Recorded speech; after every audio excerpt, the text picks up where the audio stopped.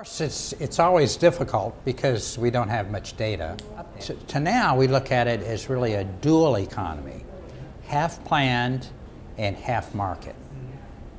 Some ways, some people will say, oh, that's good. You get the good side of capitalism and the good side of socialism.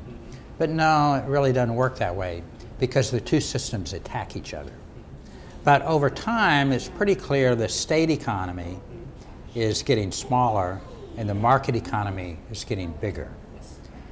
The interesting thing with the market economy, it's much more productive. So if the state economy shrinks, private economy grows a little bit, the whole economy probably is doing better than in the past.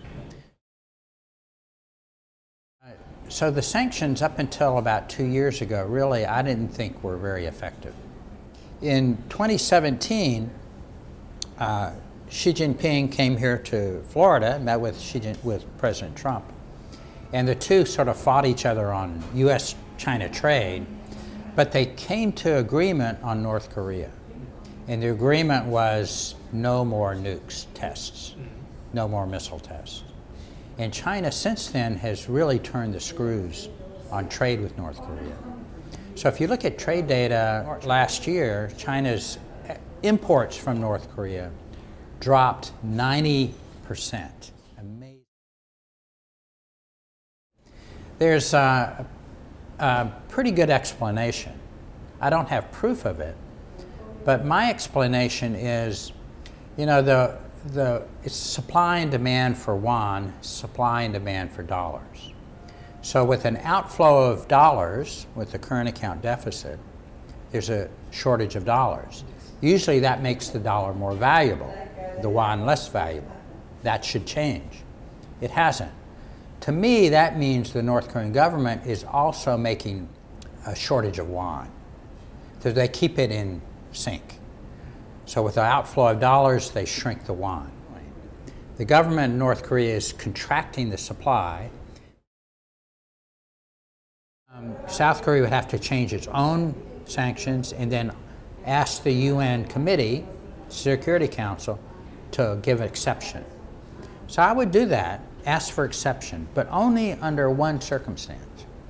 The Kaesong experiment, I never liked. I went there, I never liked it, because it was really part of the state system, not the private system. Why do I say that? They're private economy in South Korea. On the North Korean side, the workers were paid very little money. Mostly they're paid in rations. Free this, free that, free that. That means it's part of the state command economy system. The government would take the dollars and give the people some rice or some choco pies or something like that. That is extremely cruel, actually. In America, we would call it slavery, because you're not paying a worker. That's a definition of slavery. You don't pay the worker. You might feed him, fine, give him clothes, give him uniform, all that, huh? But no, you need to pay. In fact, that's a rule for the International Labor Organization.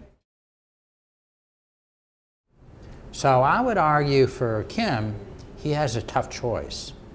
He can have nuclear weapons to secure himself against America, or are there going to be people in the streets, hungry people in the streets? I think his real choice needs to be feed the people. People tease Trump or criticize Trump for America first. Well, I would say, of course, America first, but I would also say for North Korea first.